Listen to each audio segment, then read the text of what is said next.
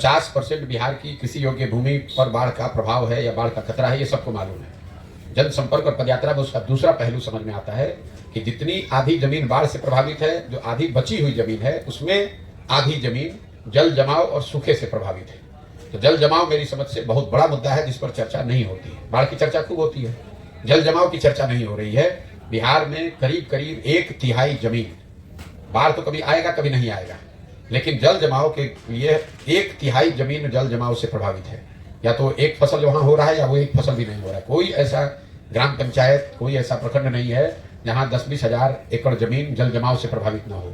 जो नेपाल से लगते हुए एरिया है, वहां पर नदियों का कटाव का मामला ज्यादा है, नदियों के रास्ता बदलने का मामला ज्यादा है बाढ़ से ज्यादा, क्योंकि वहां बाढ़ ज्यादातर सरकारी आंकड़ों में के हिसाब से बाढ़ वहां आता ही नहीं है। बाढ़ की जो डेफिनेशन है कि 3 दिन तक पानी वहां रहना चाहिए, 72 घंटे तक।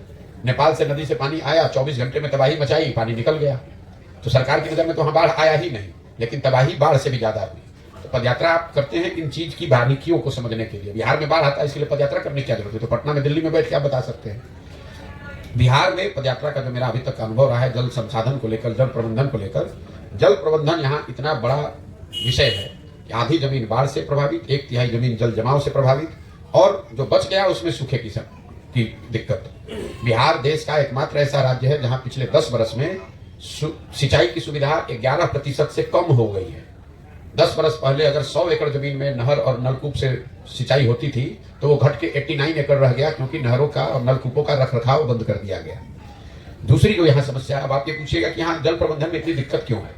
दिक्कत इसलिए है कि जल संसाधन विभाग बिहार में चोरी का, भ्रष्टाचार का सबसे बड़ा विभाग है।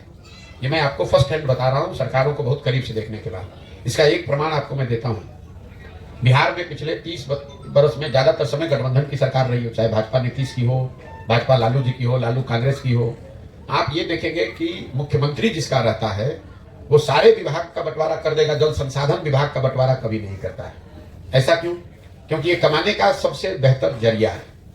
और सिर्फ कमाने का ही नहीं, कमाई तो आप लोग जो चोरी कर रहे हैं वो पथ निर्माण विभाग में भी करेंगे, भवन निर्माण में भी करेंगे, अन्य भी विभाग हैं। लेकिन दूसरे विभाग और जल संसाधन विभाग में फर्क ये है कि अगर सड़क टूटेगी, सड़क नया बनेगा तभी तो कुछ चोरी कीजिएगा। अगर खराब सड़क बनाइएगा तो पब्लिक को दिखेगा, हल्ला भी हो सकता है कि यहाँ सड़क में चोरी हुई है। जल संसाधन विभाग में 2 बड़े जबरदस्त फायदे हैं। एक तो इसमें आप खुद ही बांध तोड़ के बाढ़ लाकर उसमें पैसा सैंक्शन करके चोरी का उपाय लगा सकते हैं। दूसरा, चाहे जितना चोरी कर लिया, लिख दिया कि बाढ़ में बह गया, तो कोई उसका जांच नहीं है, पकड़ाने जाने की संभावना नहीं है।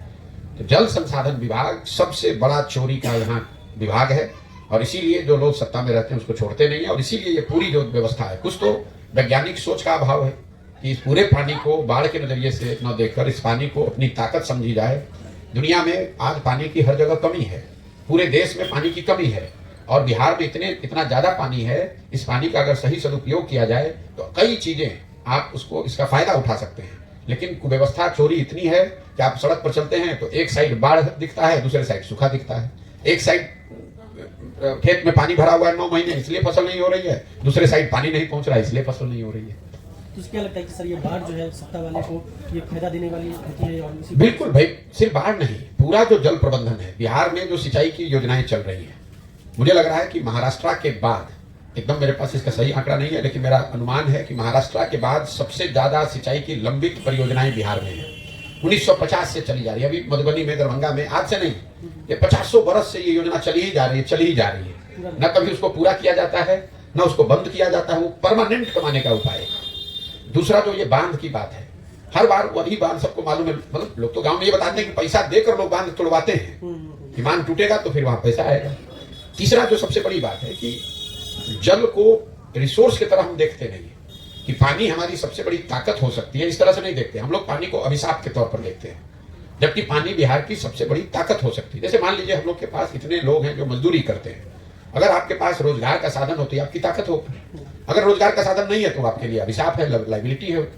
ये तो आप किस नजरिए से उसका इस्तेमाल करते हैं। सरकार की नजर में पानी कमाने का जरिया रहा है कि पानी से बाढ़ आने दो, तबाही मचने दो, उसमें कमाई करो।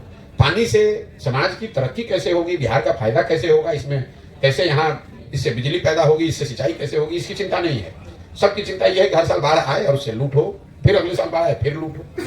सर हाल ही में अभी तो आपके जिले के ही जल संसाधन मंत्री हैं, और इस जिले की क्या दुर्दशा है बाढ़ और सूखे को लेकर, आप देख लीजिए। हम तो जितने प्रखंड से घूमकर आ रहे हैं, लोग शब्द ही बोल रहे हैं।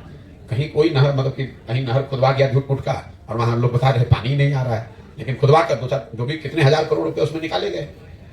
दरभंगा तो उसका जीता जागता, जो मैं बात कह रहा हूं इसको तो आप देख सकते हैं दरभंगा में क्या हो रहा है।